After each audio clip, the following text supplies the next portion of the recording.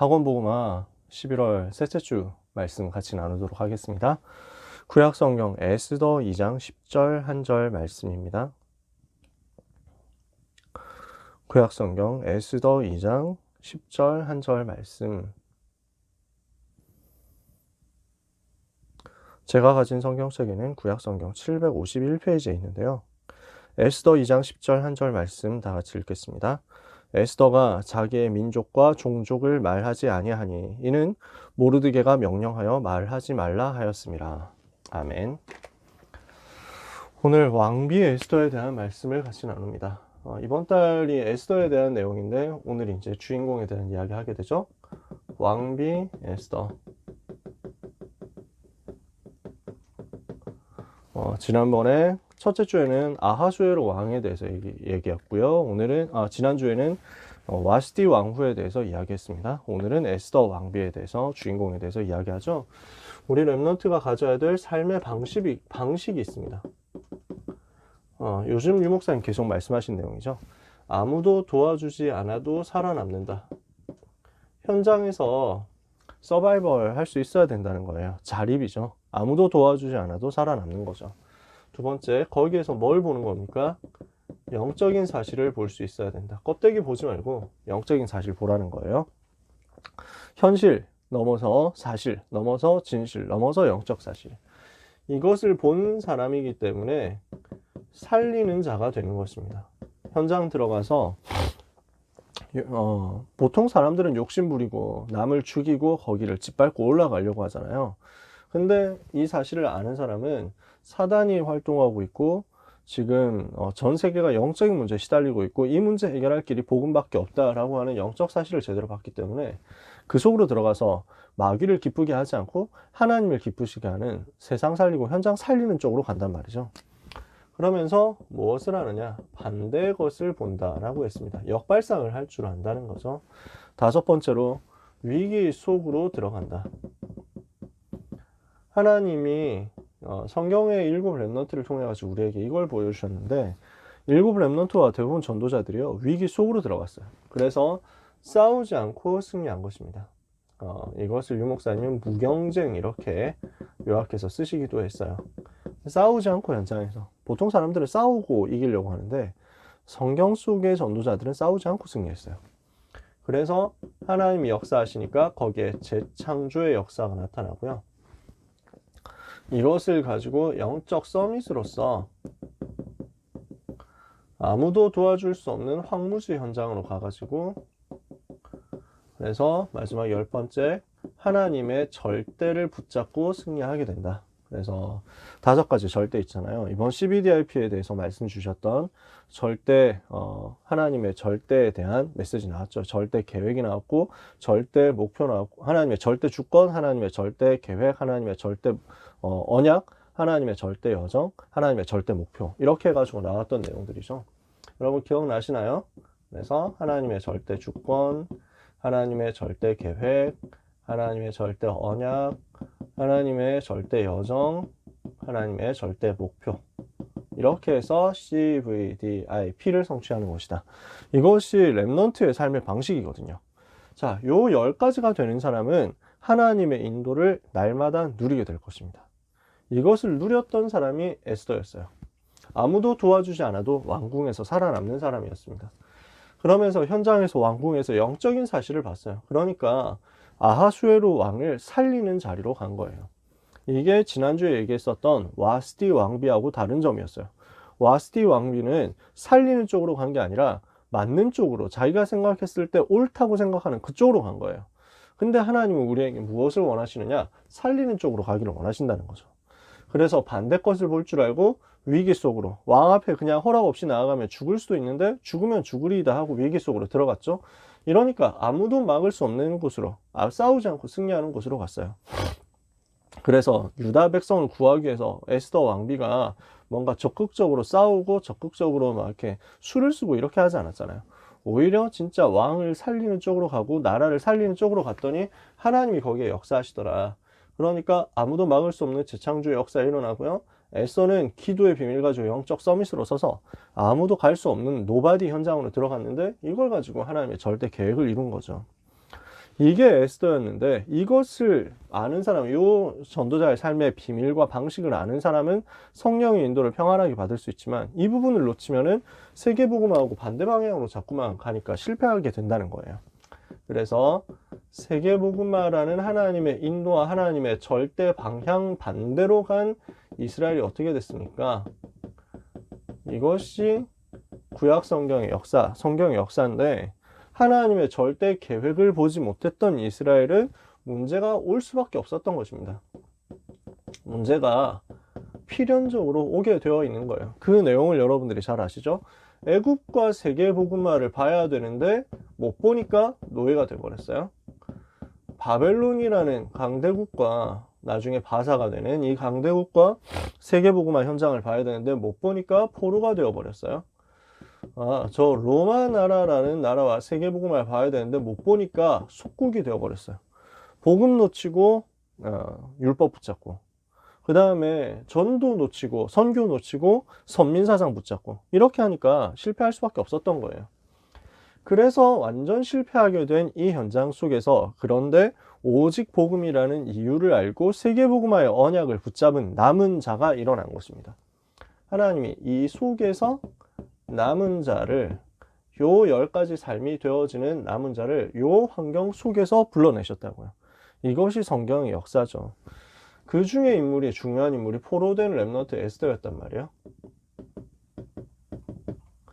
에스더는 유다 땅에서 태어나진 않았고, 나이상 계산해 보면요, 유다 나라에서 바벨론 나라가 유다 나라 쳐들어와 가지고 유다 나라 멸망시켰을 때, 그때 포로로 끌려왔다라고 계산하면 이때 에스더의 나이는 적어도 80세가 넘게 됩니다. 그래서 왕비 에스더가 뭔가 80세, 90세의 왕비로 뽑혀가지고 들어갔다 이러면 좀 이상하잖아요. 그래서 아마도 후손이었을 것이다. 포로된 사람의 후손이었을 것이다. 이렇게 설명합니다. 흩어진 자, 남은 자, 렘넌트였어요. 에스더 2장 7절. 그래서 에스더 2장 7절 보면은 이제 2장 5절부터 읽어보면요, 도성 수산에 한 유다인이 있으니 이름은 모르드게라. 그는 베냐민 자손이니 기스의 증손이요 시므이의 손자요 야일의 아들이라 이랬는데요, 기스는 사울 임금의 아버지죠. 그 다음에 시므이는 다윗 왕이 이제 압살롬의 반란 때문에 이제 도망가게 됐을 때 다윗을 욕했던 사람이죠. 그 손자고 그의 증손이고 그의 손자고, 이렇게 되면은 그러면은 연대가 안 맞아요. 나이가 안 맞아요. 그러면 이건 누구냐? 동명이인이라는 거죠. 비슷한 이름들 많거든요. 전에 바벨론 왕 느부갓네살이 예루살렘에서 유다 왕 여고냐와 백성들을 사로잡아 갈 때 모르드게도 함께 사로잡혔더라 라고 이렇게 되어 있는데, 이렇게 되어 가지고 모르드게가 아마 에스더의, 그러니까 사촌 오빠 정도 되는 지금 관계예요.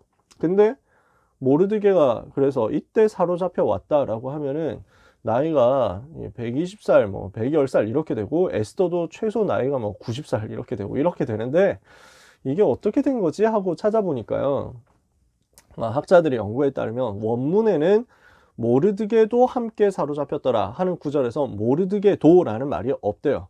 그러니까 이거는 관계 대명사로서 누군가를 앞에 그도 사로잡혔더라 하고 이제 번역이 되는 건데, 이 관계 대명사가 누구를 받느냐라는 것에서 2장 5절에 모르드게라라는 사람을 받을 수도 있고, 그 다음에 기스, 시므이, 야일, 이 사람을 받을 수도 있다는 거예요. 기스 또는 시므이 또는 야일, 이 사람을 받을 수도 있는데, 히브리어 원문에는 그도 사로잡혔더라 하니까, 그래서 이걸 한글 성경에서 번역할 때 그도는 모르드게겠지라고 보통 생각을 해서 번역을 했는데, 학자들에 따르면 이게 기스, 시므이, 야일, 이 사람들일 수 있다. 그들도 사로잡혔더라 하고 받을 수도 있다 라고 해석을 하더라고요. 그래서 저희는 그 정도만 참고하면 될 것 같아요. 자, 뭐 중요한 내용은 아니에요. 중요한 건 뭐냐면은 이 에스더가 남은 자였다는 거예요. 어떤 사람이냐? 복음 회복할 남은 자, 능력을 회복할 남는 자, 문화를 회복할 남을 자, 후대를 회복할 남길 자, 이 사람이었다고요. 그래서 남은 자 렘넌트 언약의 후손으로 에스더가 준비됐다. 두 번째, 처녀를 뽑아서 왕비를 뽑는 일이 벌어졌죠. 페르시아 왕국 전체에서요. 그때 그런데 유다인임을 밝히지 않았어요. 에스더 2장 10절, 오늘 읽은 본문이잖아요. 유다인임을 밝히지 않았어요. 이거는 뭘 한 거냐? 모르드게가 명령한 대로, 얘기한 대로 한 건데, 모르드게가 미리 본 겁니다. 앞으로 위기가 올 수 있는데, 그 위기가 왔을 때 어떻게 대처하고 어떻게 나라를 살려야 될 것이냐, 이것을 두고 기도하는 모르드게가 미리 본 거예요. 그러면서, 그러니까 지금 당장 유다인이라고 표시 내지 마라 라고 얘기를 한 것은 앞으로 올 수 있는 위기를 미리 보고 하나님이 주실 응답을 바라본 거죠. 두 번째, 조급해하지 않았어요. 유다인이라는 사실을 막 드러내려고 하지 마라 라는 말은, 유다인이면 어떤 사람입니까? 여호와 하나님을 섬기는 사람이잖아요. 우상 숭배하지 않는 사람이잖아요. 이것을 두고 빨리 표시 내려고 하지 마라 라고 한 겁니다. 뭡니까? 영적인 여유를 가지고 기다리라고 하는 거예요. 영적인 여유 가지고 조급해하지 말고 시간표 기다려라, 그 말입니다. 그냥 기다리겠어요? 하나님의 역사 일어날 때까지 언약을 붙잡고 기도하면서 기다리라는 거예요. 그래서 이것을 한 것이 에스더였다. 언약 붙잡고 기도하면서 기다리라고 하는 그 내용이 에스더 2장 10절 밝히지 마라 라는 그 내용과 연결되어 있다는 거예요. 그래서 이렇게 준비되어 있는 사람이었죠. 사도행전 1장 1절에서 8절, 언약을 붙잡은 사람들이 어떻게 했습니까? 조급해하지 않고 영적인 여유를 가지고 이 언약을 붙잡고 사도행전 1장 12절에서 14절 기도하면서 기다린 거예요. 뭘 기다려요? 오순절 날이 이미 이름에, 하나님이 역사하시는 그 날을 기다린 거죠. 준비된 렘넌트 에스더를 하나님이 드디어 왕비로 사용하시는 그 날이 온 겁니다. 그 날, 그 시간표가 딱 온 거죠. 그것을 하나님이 여러분에게도 예비하셨습니다. 여러분이 현장에서 영적 서밋으로 누리고 있으면 하나님이 여러분을 기능 서밋으로, 문화 서밋으로 축복하사 실제로 왕 앞에 서게 되는 시간표를 주실 것입니다. 시대 살리는 그 응답의 시간표, 타이밍을 주실 거예요. 이렇게 해서 왕비가 된 에스더가 어떻게 나라를 구했는가, 이것을 여러분은 잘 알고 있습니다. 그렇죠? 나라를 에스더가 구하게 됩니다. 내용은 지난달에도 봤으니까요. 본명이 하다사입니다. 하다사. 이거는 무슨 말이냐면은 은메화라는 꽃의 이름입니다. 그 다음에 에스더, 이게 히브리어 이름이고요. 에스더라는 이름은 이제 그 페르시아식 이름이에요. 이거는 무슨 말이냐? 여러 가지 학설이 있습니다만 간단하게 보면 별이라는 겁니다. 근데 성경에 보면은 또 몇 가지가 나와요. 꽃은 하나님이 키우신다. 예수님이 이렇게 말씀하셨죠. 마태복음 6장 28절 30절에 들의 백합화를 보라. 심지도 않고 거둬들이지도 않는데 솔로몬의 입은 모든 것으로도 이 아름다움과 바꿀 수 없었다. 하나님이 키우시는 것이 이 꽃이다. 더 중요한 것은요, 전도자는 별처럼 빛날 것이다. 다니엘 12장 3절에 많은 사람을 옳은 대로 돌아오게 한 사람은 하늘의 별과 같이 빛나게 될 것이다. 이것이 에스더에게 주어진 하나님이 계획하고 계셨던 내용이었어요. 마침내 위기가 왔을 때, 유다 백성 전체가 다 죽임당하게 되는 위기가 왔을 때 에스더가 어떻게 합니까? 집중해서 기도합니다. 뭐라고 부탁합니까? 모르드게에게 사흘 동안 물도 마시지 말고 먹지도 마시지도 말고 완전 기도해달라. 나를 위해서 기도해달라. 나도 그렇게 3일 동안 금식하고 기도해서 결단한 후에 왕 앞에 갈 것이다. 죽으면 죽으리이다 라고 고백하고 기도 속으로 들어간 겁니다. 그래서 위기 속으로 들어가도록 집중 기도하고 결단하고 들어갔어요. 왕 앞에 잘못 나아가면 죽임을 당할 수도 있는데 에스더가 죽으면 죽으리이다 하고 언약 붙잡고 기도하고 들어갔단 말이에요. 이렇게 했는데 어떻게 했습니까? 완전 승리했죠. 하만의 음모를 다 폭로하고요. 그 다음에 저 하만이 임금을 해하려고 하고 백성을 어렵게 만들고 나라를 어렵게 만들려고 하고 유다 백성들을 다 죽이려고 하는데 나도 유다인이다. 이렇게 해가지고 얘기를 하니까 임금이 충격받죠. 그래서 하만의 모든 집을 다 매달아서 없애고 유다인의 원수 되려고 했던 그 사람들 다 없애고 이렇게 해서 유다 백성을 구원할 뿐 아니라 나라를 살리고 왕을 살리고 이렇게 한 거죠. 자, 완전 승리하고 하나님의 백성을 구원했는데 이때 어느 정도 역사가 일어났냐면 이 언약을 전달받고 유다인 된 사람이 많이 나올 정도로 구원의 역사가 전체 전달된 것입니다. 에스더 7장 1절에 10절에 보니까. 그래서 바사 사람 중에서 이 사건 때문에 두려워가지고 나도 유다인 돼야 되겠다 하는 사람이 많이 나올 정도로 역사에 일어났어요. 나도 유다인 돼야 되겠다 하면 어떻게 됩니까? 귀화 신청하면 됩니까? 따로 뭐 할 필요가 없어. 내가 여호와를 믿겠다. 이렇게 하면 유다인이 되는 거예요. 내가 여호와 믿고 할례를 받겠다. 나도 언약 붙잡겠다. 이렇게 하는 거죠. 이런 역사가 에스더를 통해서 일어나게 된 것입니다. 여러분을 통해서도 이런 일이 일어나도록 하나님은 준비하신 거죠. 자, 그러면 우리는 이것을 가지고 우리의 현장에 적용시켜야 되겠습니다. 에스더가 응답받은 내용과 비밀을 가지고 우리 현장에서 적용을 할 수 있도록 찾아봐야 되겠는데요. 에스더가 응답받을 수 있었던 조건을 몇 가지 찾아보면, 조건이라고 하면 그런데 에스더가 응답을 받을 수밖에 없었던 뭔가 비밀이라고 할까요? 이유라고 할까요? 컨텐츠라고 할까요? 에스더는 메시지를 아는 사람이었어요. 그러니까 모르드게를 통해 가지고 메시지를 계속 붙잡고 들어온 사람이란 말이에요. 지금 에스더 2장 10절도 모르드게를 통해서 전달받은 그 메시지, 미션대로 실천을 한 거죠. 메시지를 아는 사람이었어요. 메시지가 정리가 제대로 된 거예요. 두 번째, 기다릴 줄 아는 사람이었어요. 조급해하지 않는 기다릴 수 있는 사람. 세 번째, 그러면서 결단할 수 있는 사람이었어요. 네 번째, 기도의 비밀을 아는 사람이었어요.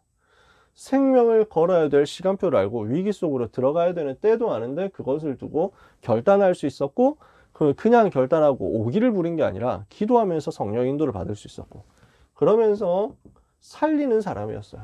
에스더는 왕을 살릴 수 있는 사람. 어떻게 하냐?